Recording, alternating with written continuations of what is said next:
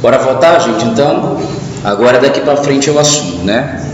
Bom, então vocês já conseguiram ter uma visão global geral assim sobre as questões que envolvem mais a biologia, alguns tópicos aqui sim bem basicões de botânica, só que obviamente que a abordagem que vocês assistiram agora nos vídeos, quem estiver assistindo em casa vai lá no meu canal do YouTube Paisagismo ou vai no Arquiteto Brasília, o professor, entra em vídeos e entra na seção de paisagismo, que os vídeos estão todos lá. Além das minhas aulinhas, está a aula de alguns professores de biologia, alguns professores especificamente de botânica, uns videozinhos lá do Raul Cónovas, que ele dá algumas noções de paisagismo. Vocês vão ver também um coleguinha meu lá dos Estados Unidos, o Lucas Lagum, que é um cara que ele faz uma iluminação, uma ornamentação de paisagismo também, fantástico, que eu não estou colocando aqui nas aulas para vocês, mas aconselho vocês verem, porque o repertório dele de paisagismo, assim, de lago, é muito lindo, então vai somar a experiência de vocês.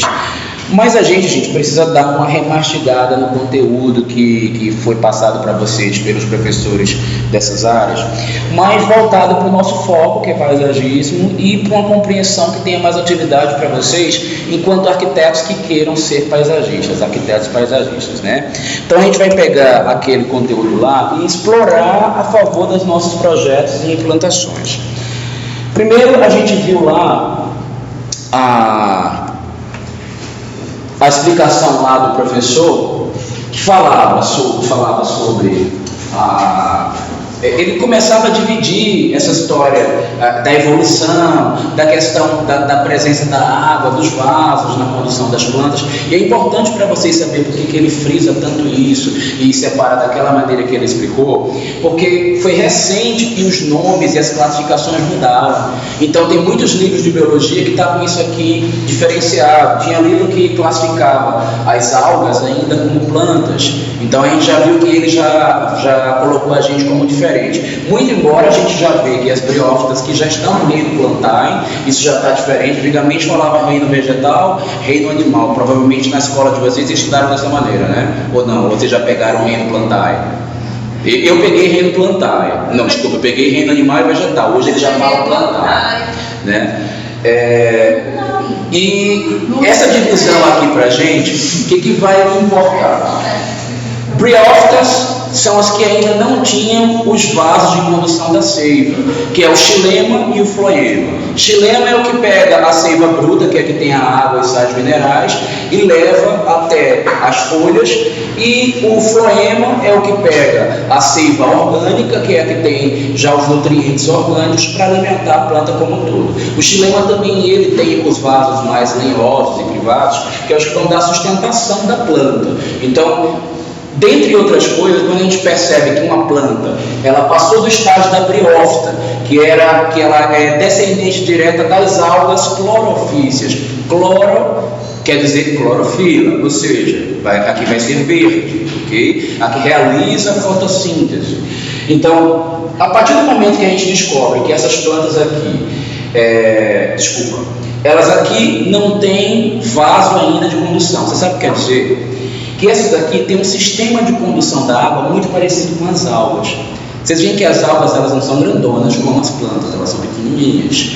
E por que elas são pequenininhas? Porque elas não têm vaso condutor de seiva. O fato de não fazer com que elas não tenham vaso condutor faz com que aconteça o seguinte processo: a folha ou a estrutura da planta, ela conduz a água e os nutrientes por osmose. A célula que está aqui próximo da fonte da água, ela transporta a água e nutrientes para a próxima, mas ela já não coloca a mesma quantidade que está na primeira célula. E ela chega na segunda quantidade menor, na terceira menor, até chegar num ponto que ela não consegue passar o suficiente para garantir a sobrevivência das últimas células que estão nas suas extremidades. Isso vai impedir, então, que as plantas consigam crescer. As briófitas, em geral, gente, são plantas pequenininhas. Aqueles musgos que vocês veem nas paredes, em cima das pedras, são exemplos de briófitas. Então, aquilo que a gente vê lá não é fungo, tá? Vocês vão ouvir muito falar neles como fungos, mas não é. São plantas que são briófitas.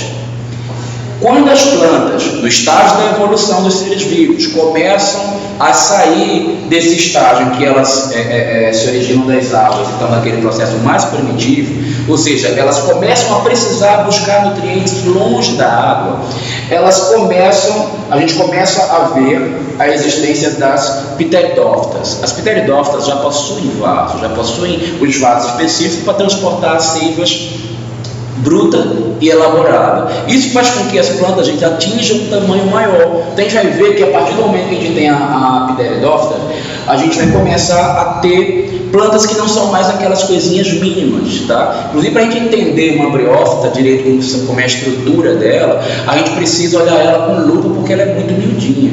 Você até vê a ramagem dela num conjunto grande como uma massa verde, mas para entender a estrutura dela tem que ser muito de perto. As pteridófitas, a gente vai ver os primeiros exemplos, por exemplo, as samambaias e avencas. Elas já têm, apesar de não ter um sistema de reprodução complexo, que consiga fazer o transporte a partir de semente, fazendo com que animais facilitem a sua multiplicação, elas já têm uma certa autonomia em relação à água e em relação ao crescimento, tá?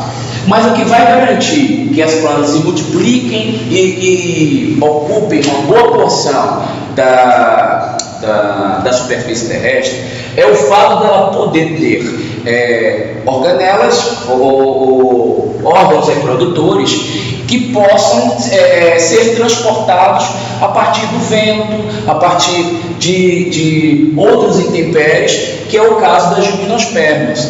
As gimnospermas, elas já são plantas que apresentam sementes, só que as sementes elas não estão envolvidas por um fruto, como a gente vai encontrar aqui nas angiospermas. Então, gente, o que a gente acabou de ver aqui é que todas as características que as briófitas têm, as pteridófitas têm, só que a diferença é que elas têm vasos condutores. Todas as características que as pteridófitas têm, as gimnospermas têm, só que com a diferença que elas apresentam semente, ou elas apresentam um pseudofruto, vão ter fruto propriamente dito.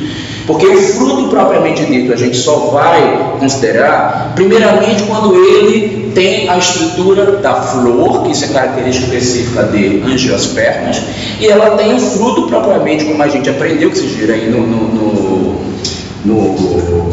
nos vídeos dos professores de biologia, que se originam das flores e tem toda aquela estrutura reprodutiva, com androceu, gineceu, com sépalas, pétalas, etc. Tá? Muito embora muitas dessas flores não tenham estrutura convencional. Então o que a gente vai ter que entender então é que a grande maioria das plantas que a gente vai ter acesso para o nosso trabalho, apesar de nem sempre serem consideráveis para paisagismo e visíveis a olho nu, ou pelo menos não visíveis a olho nu à distância, tem que se aproximar para entender elas, a grande maioria das que a gente vai trabalhar são gimnospermas, tá? São angiospermas. Muito embora a gente tenha exemplos de gimnospermas também para o trato paisagístico, como é o caso, por exemplo, dos pinheiros, das araucárias, tá? Pteridófita a gente vai ver em trato paisagístico, vamos ver também, eu já falei o caso das avencas e das samambaias, tá? Bom, para a gente, eu coloco um quadro aqui para vocês terem uma noção somente da quantidade de espécies. Então a gente vai entender, por exemplo, que existe uma predominância das plantas que são angiospermas em quantitativo, tanto para a gente trabalhar, quanto com opções do próprio mercado paisagístico. Isso aqui não vai interessar tanto para a gente não, tá?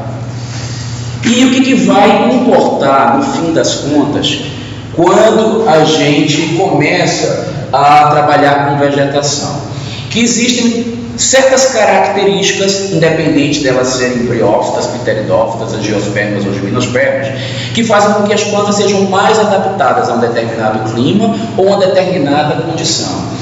Basicamente, para o paisagista, só interessa saber se essa planta é adaptada a pleno sol ou a meia sombra, porque isso nos dá condições de locação dela em relação ao sítio do terreno diferenciadas, e a gente começa a analisar o solo. Então, gente, já vou indicar para vocês que do mesmo jeito que no projeto de arquitetura, quando você começa um projeto de paisagismo, você precisa entender de carta solar. Se você não loca o edifício, não compreende a volumetria dele, não entende como é que o sol está se comportando, você não pode começar a projetar paisagismo também. Paisagismo segue princípios muito próximos de arquitetura, só que ela tem a condicionante da natureza, da vegetação, como adicional para o raciocínio, tá? E sem falar que a gente tem que pensar muito mais nos intempéries, nos fatores naturais, porque os fatores naturais estão em contato direto com o que a gente está projetando. Você não pode descartar, por exemplo, que numa região chove mais do que a outra, ou que numa região tem mais geada, que o calor é intenso, que próximo a essa região tem uma grande área de asfaltamento,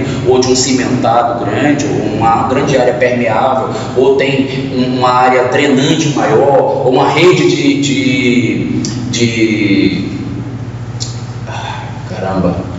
lençol freático grande passando por essa região, porque você vai ignorar fatores e condicionantes naturais que vão determinar se certos tipos de plantas são adequados ou não para essas áreas.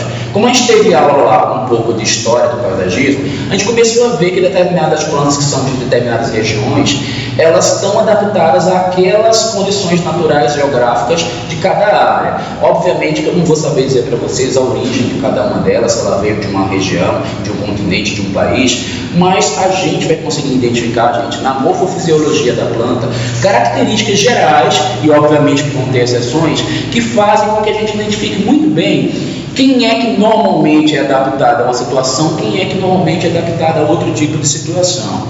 A gente vai ver, por exemplo, que existem características básicas que fazem com que as plantas sejam entendidas como plantas que têm muita manutenção, que têm baixa manutenção, alta manutenção, que suportam muito sol, que suportam menos o sol. Então eu vou falar algumas aqui em resumo para vocês, mas a gente vai também estudar elas e ver caso a caso plantas. Não é para explorar tudo que cada uma das plantas podem ter, não, gente. É para dar para vocês repertório visual e técnico. Porque uma vez que você descobre que uma planta tem um determinado comportamento de adaptação às condicionantes naturais, se você encontrar plantas que têm uma morfologia, uma fisiologia semelhante, que você identifica, a chance dela ter uma adaptação parecida é muito grande. Então você começa a intuir onde que é possível trabalhar ou não com alguma coisa. Mas é importante para vocês saberem também que a primeira concepção de um paisagista não é dizer: eu vou trabalhar com uma pleomélia reflexa naquele pedaço lá. Não é assim que é o raciocínio inicial da maioria dos paisagistas.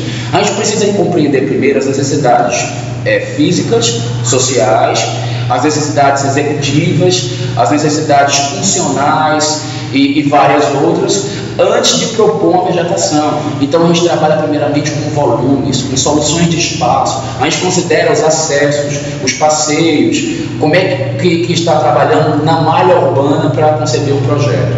Então, considerando isso, depois que a gente conhece esses condicionantes, a gente vai pensar num tipo de vegetação, mas primeiramente só em termos de conceito, que se adapte àquilo. Por exemplo, se eu quero um arbusto alto ou baixo, ou colorido, ou florido, ou que suporte pleno sol, meia sombra, que tenha muita manutenção ou baixa, que precise de muita água, de pouca água, tudo isso é uma coisa que eu vou precisar pensar em linhas gerais, até porque nós temos livros que tem, e aí de agora em diante, que a gente vai começar, na verdade agora não, depois que a gente sair do plano de massa, que é a terceira etapa que vocês vão fazer nas aulas práticas de projeto, que já começam após as nossas provinhas, vocês vão ter que estar de acesso a esse livro.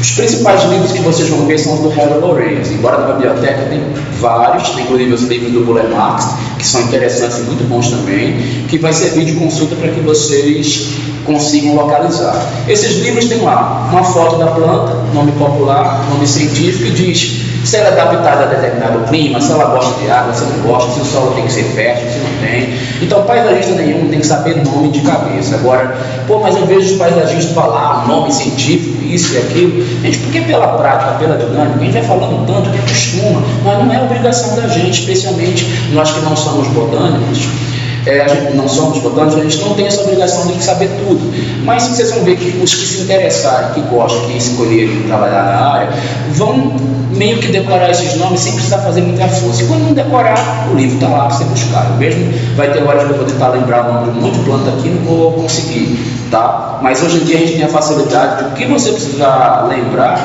botou na internet, a chance de não ter é mínima, né? Então isso vai facilitar muito a vida de vocês para a apresentação do projeto final. O que é importante então? A gente começar a ver umas características básicas. Basicamente o que a gente precisa saber é que plantas conseguem se adaptar a pleno sol e a meia sombra, que são os dois tipos principais que a gente vai ver em toda a listagem do slide que eu vou passar para vocês. Então vamos ver algumas características básicas.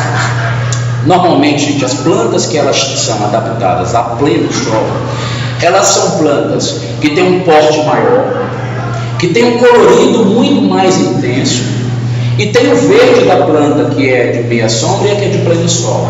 O verde da planta que é de meia sombra, ele é um verde que tem quantidade de amarelo maior. A de meia sombra, ela é um verde mais escuro. Plantas em geral para sol pleno são mais claras, as de meia sombra são mais escurecidas. E normalmente elas transitam também para outros tons que não são verde. O mais comum é a cor vinho, vermelho vinho, escurecido também. Mas sempre em tonalidade escura. As exceções são as plantas que elas têm tonalidade acinzentada. Só que a gente vai pensar o seguinte, planta acinzentada normalmente não é uma planta propriamente de meia sombra. As plantas que são de origem árida, elas tendem a ser tão resistentes, tão fortes, que elas se adaptam tanto bem ao pleno sol quanto à meia sombra. Então, normalmente essas acinzentadas que a gente vai ver são plantas que são plantas que eu chamo de plantas coringa, tá? Então elas se adaptam muito bem também à meia sombra, mas não é a condição natural delas. Então é importante observar que mesmo as plantas que são resistentes à meia sombra, quando elas não são originárias da meia sombra, para elas suportarem ficar na meia sombra e sobreviver, elas passam por um processo de mutação. E às vezes não é exatamente uma mutação, é muito mais um definhamento, elas vão se definhando para sobreviver. Na sequência que eu estou contando, é a ordem em que elas vão se automutilando para sobreviver. Normalmente a planta primeiro ela perde flor, para depois ela começar a perder folhas. Na verdade, primeiramente ela perde coloração. Da coloração ela perde a flor, da folha começa a perder folha. Quando ela já está no limite que já perdeu muita folha, ela tende realmente a morrer e tem mais retorno. Então a gente vai encontrar esse processo natural. Mas tem plantas que elas não morrem, não perdem tudo isso, elas simplesmente param de crescer. Elas começam a consumir e alimentar o mínimo possível para não precisar definhar. Aí você vai perceber, por exemplo, que quem utiliza a técnica de bonsai meio que está fazendo isso com a planta. Bonsai, gente, você está judiando da planta, você está dando um maltrato nela, cortando os nutrientes, fazendo com que ela não consiga crescer. Aliás, quando a gente tem um objetivo paisagístico de conter o crescimento, o que você faz? Tira ela do sol, corta a raiz dela, bota dentro de um vaso menor e ela vai definhar e ela para de crescer. Só que essa técnica de fazer isso tem que ser uma planta muito resistente, muito forte, que você vai podando, limitando e ainda assim ela sobrevive. Normalmente são as plantas de clima árido e as plantas de clima desértico. Essas são as plantas que aguentam muito. Jabuticaba não é bem o exemplo de uma planta árida, mas existem plantas que elas são bem tão resistentes e que a necessidade de nutrição dela é tão voltada para a água que às vezes só de você regar bastante ela não vai morrer, mas a jabuticaba tem que levar bastante sol, senão ela vai morrer do mesmo jeito. Eu não digo isso, você tem um bonsai, você está falando de bonsai, eu estou falando em casa, tem um bonsai de pé de jabuticaba. E ele dá frutos? Dá, Carol? Ainda não.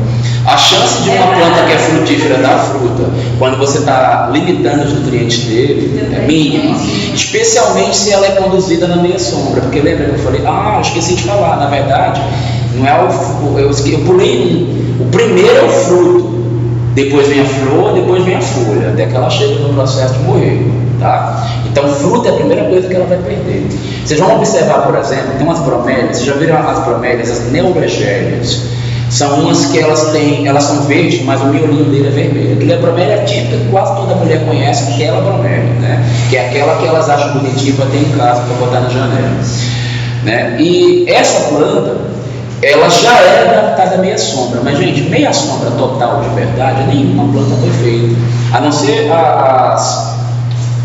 as briófitas, que elas já são de uma escala de evolução menor. A necessidade de nutrientes dela é tão pequenininha que ela sobrevive muito bem até dentro de uma caverna, que é a origem dela. Ela tem bastante água, mas tem pouca luz, então é uma situação especial, específica. Ou a gente vai ver também as plantas que já são, no seu habitat natural, desprovidas de determinados nutrientes. Por exemplo, as plantas que são ou aquáticas ou que são de solo muito úmido da Mata Atlântica, elas vivem embaixo de outras plantas maiores. Então, elas recebem uma quantidade de iluminação pouca, e isso, inclusive, é favorável para ela. Para que o ecossistema fique equilibrado, precisa ter as plantas maiores que vão sombrear de baixo, aquelas de baixo vão proteger outros seres vivos que estão ali participando daquele ecossistema, vão alimentar elas também, os seres vivos que não têm a capacidade de subir lá para o alto da árvore para coletar seus nutrientes. Então, é necessária essa interação. Mas, o que eu estava falando dessa planta que está lá embaixo? Tem essas que já são adaptadas a ficar com pouca sombra, e de repente é aquela que a gente vai preferir para utilizar numa área de varanda que não está exposta no sol ao jardim, próximo de uma janela. Agora, se você pensar assim, qual é a planta que eu boto no vaso dentro de casa, dentro do meu quarto, longe da janela? Esquece essa ideia, gente, não existe essa planta. Ela vai definhar até o ponto de morrer.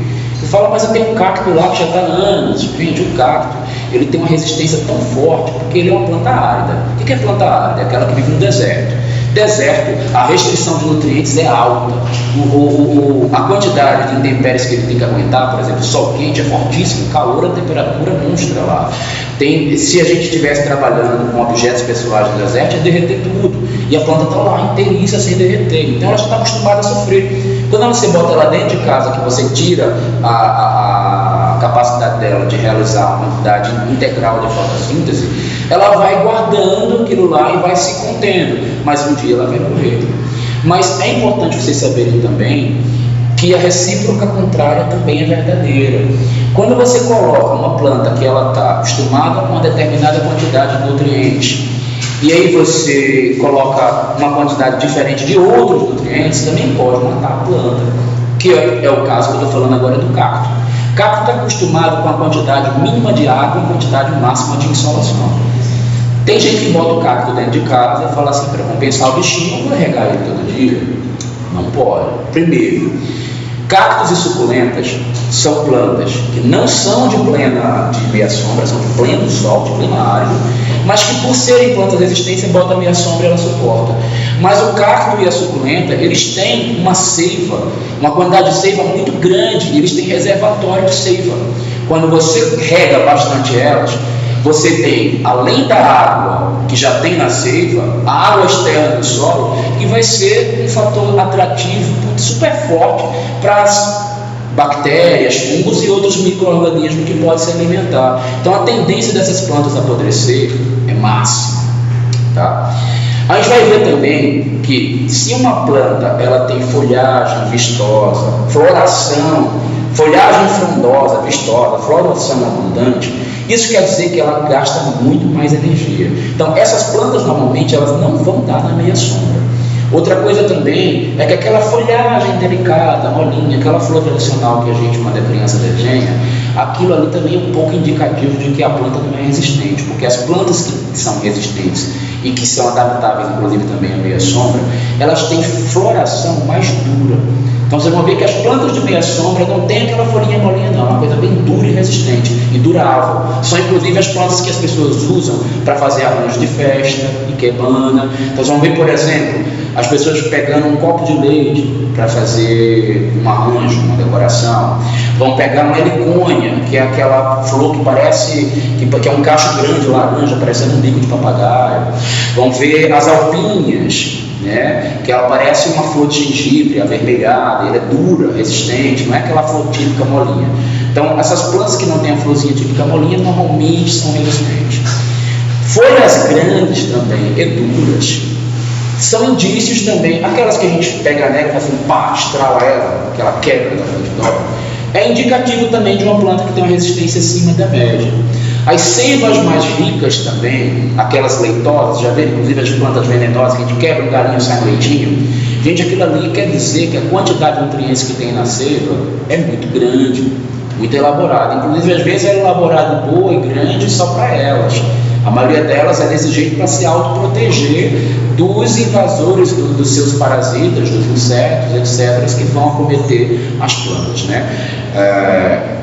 Então, isso quer dizer que ela também é uma planta muito resistente. Não sei se vocês já viram como o que acontece com o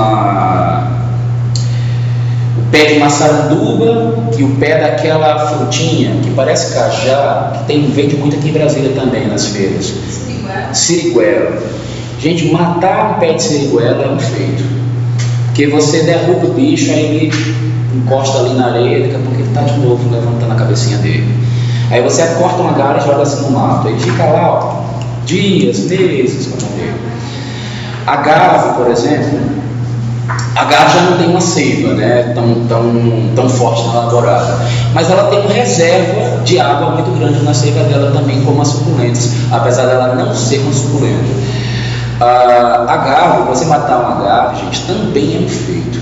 A gente vai ver depois por fotos, por imagens, o que é a gave. Eu estou dando é só a introdução hoje para a gente entrar nas plantas específicas. A gave, você corta um pé, você corta ela toda, deixa só o tronco dela. Se você enfiar o pitoco no chão, daqui a 2 meses está outra bicha vivona, cheia. Se você arrancar um pedaço da folhinha da gave e jogar assim na terra, daqui a pouco está nascendo outra gave ali. A iuca, a dracena, que são plantas áridas, gente, a planta que a folha é bem fininha e se assemelha ao espinho, ou que a folha já é quase o espinho, é indicativo que ela é uma planta árida e resistente. Então, iuca, dracena são plantas tipo desse jeito que eu estou falando. Se você der um talhozinho no canto assim do cabo dela, gente, dali vai nascer outra.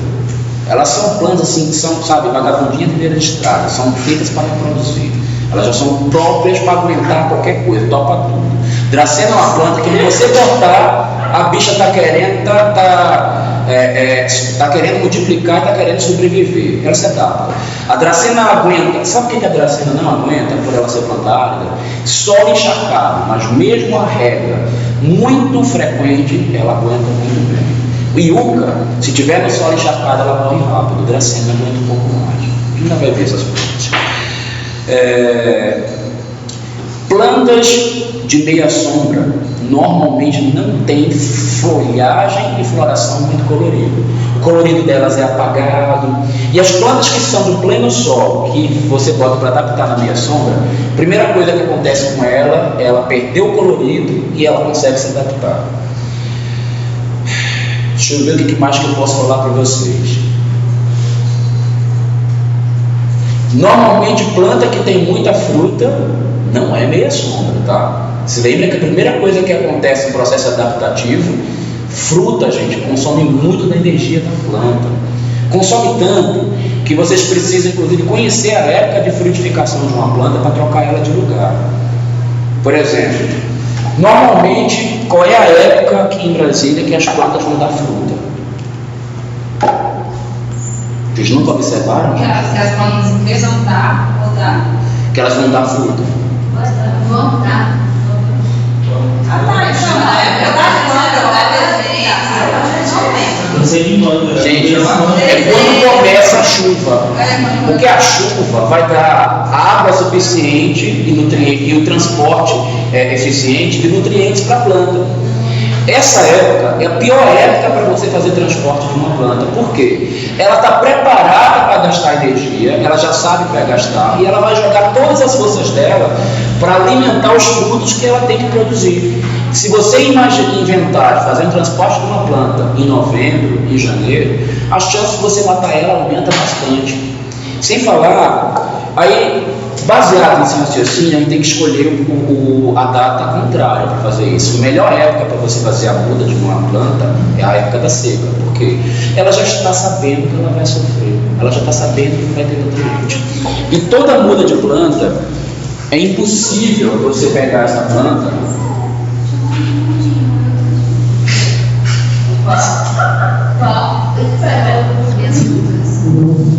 e conseguir tirar ela inteirinha com toda a quantidade de raiz que ela tem. Vocês sabem que raiz é uma coisa que ela toma conta, viaja, ela vai, né, metros e metros e metros, dependendo da planta, até quilômetros solo abaixo. E quando a gente vai fazer o transporte, provavelmente vai reduzir a quantidade dela. E aí, quanto que você vai reduzir para a planta não morrer? Depende da espécie. Tem espécie que você tem que tirar 1/3 do tamanho da copa que ela tem. Tem espécie que você pode tirar 10%. Tem espécie que não precisa nem tirar a raiz. Cortou aqui no topo, você enfia em outro lugar que ela vai sobreviver. As plantas áridas são assim, por exemplo, iuca, uma dracena, uma agave. O que você quiser fazer com ela, você enfia no chão de novo e ela está aceitando. Mas as árvores, especialmente frutíferas, e as árvores do cerrado, elas são drásticas. A árvore do cerrado é um bicho tão complicado e tão meticuloso que, gente, precisa do processo exatamente igual ao que ela sempre teve para ela se adaptar. Mexer em qualquer detalhe, está morrendo, não está funcionando. Por isso que a gente não consegue ter viveiros e criadores de plantas típicas do cerrado. Aí isso é um problema para a gente, porque se a gente quiser resgatar a identidade cultural daqui da região para fazer replantio, é bem difícil. Sabe o que você tem que fazer? Alugar caminhão Munk, aqueles caminhão bruto, né, unidade, arrancar ela com uma quantidade enorme de raiz. E só para vocês terem uma noção do quanto que você tem que fazer, porque ninguém tem um raio-x para analisar onde é que está a raiz de uma planta adulta grande, né? Para vocês terem a noção, normalmente, uma média de proporção que tem de raiz da árvore é uma cópia simétrica do que você tem de copa. Então, se olhar para a planta, 10 metros lá de copa, gente, é 10 metros de raiz que você vai jogar junto para não correr o risco dela morrer. Só que eu estou falando que isso aí, a gente está pensando numa planta do cerrado, por exemplo. Vocês não viram na época que implantaram as árvores novas do canteiro que liga o final da Asa Norte para o início do Lago Sul? Eu fiz muito esse trajeto, eu trabalhei muito indo dar aula no Lago Sul. E eles fizeram essas implantações de muitas palmeiras, mas também colocaram árvores do cerrado ali. Gente, quando eu passava lá eu não acreditava, porque os caras botaram um torrão de terra, que era assim, uns 4, 5 metros de terra assim para cima e a árvore lá em cima. Eu falei, meu Deus, o que esses caras inventaram? Quiseram fazer uma mudança drástica na paisagem, mas não era, não tinha me tocado, não me lembrava. E para a gente transportar uma árvore do cerrado tem que ter um baita do torrão. Mas não é só sair arrancando o torrão do tamanho não, tá? Porque como a gente normalmente não consegue tirar o tamanho todo, dependendo da espécie, existe um processo que a gente, muito usual, que os paisagistas aplicam, os jardinistas têm que praticar sobre a nossa ordenação, que é o método de Fishman. Já ouviram falar disso? Não. É uma vala que a gente cava ao redor da planta e a gente não arranca ela de baixo. A gente faz a vala, enfia uma ferramenta por debaixo e a gente vai lá, levanta. Não é um homenzinho que está fazendo isso não, né? A gente está falando aqui que tem uma pancada, tem uns 10 homens aqui ao redor fazendo esse levantamento sobre uma árvore adulta. Aí a gente está pensando em uns 2 ou 3 caras para pegar um arbusto médio para grande. E a gente deixa ela, dependendo do tamanho, 1 semana, 15 dias, 1 mês, dependendo do porte, para essa planta entender que ela está recebendo pouco nutriente e ela parar de gastar. Então ela fica um tempo lá entendendo, minha raiz não está toda mais, já estou pegando pouca seiva, então peraí, deixa eu deixar de gastar essa energia fabricando qualquer outro crescimento. E justamente para ela não gastar energia, estou no finzinho, tá gente? O último papinho que a gente tem. A gente também poda, porque tendo menos estrutura para alimentar, menos gasto ela vai ter. Então poda ela, faz a vala e a gente fica fazendo o processo de desmame. Passou 1 mês, se ela for uma planta grande, você vai lá, pé de cabra, levanta ela e aí você vai fazer o transporte dela. Na hora que você coloca ela no novo local da implantação, muito adubo, muita rega, muita drenagem, muito tudo para ela se restabelecer. Esse que é o processo natural. Últimas coisinhas que a gente precisa saber também. Plantas que dão muita manutenção. Que plantas são essas? Plantas que têm folhinha pequenininha, plantas que têm flor, em especial as que têm flor pequenininha e as que têm flor muito colorida. Tem exceções? Tem, a gente vai estudar e vai ver as que não são assim. Tem planta que tem folhinha pequenininha, florzinha pequenininha, super colorida, super bonita e que não dá, que não tem essa necessidade de manutenção tão grande. Tá? Mas a regra geral é meio por esse caminho aqui. É uma planta que tem uma manutenção de média para grande, sim. Primeiramente porque o buchinho ele não é redondinho como a gente vê nos jardins, né? Ele precisa ser podado para ficar redondo. O buchinho nasce todo irregular, todo doidão. Então, a raiz dela é forte, é invasora, não é que nem figos, mas ela é forte. Então, essas plantas que precisam de poda, elas são plantas muito drásticas. Se pensar no figos que tem nas propriedades de Brasília quase todas, elas são plantas de manutenção extrema. Vamos fazer uma coisinha. Eu vou interromper esse papo, eu emendo ele de novo a aula que vem. Hoje não estou boa, ninguém quis sair mais cedo, eu estou sendo tapa bom, né?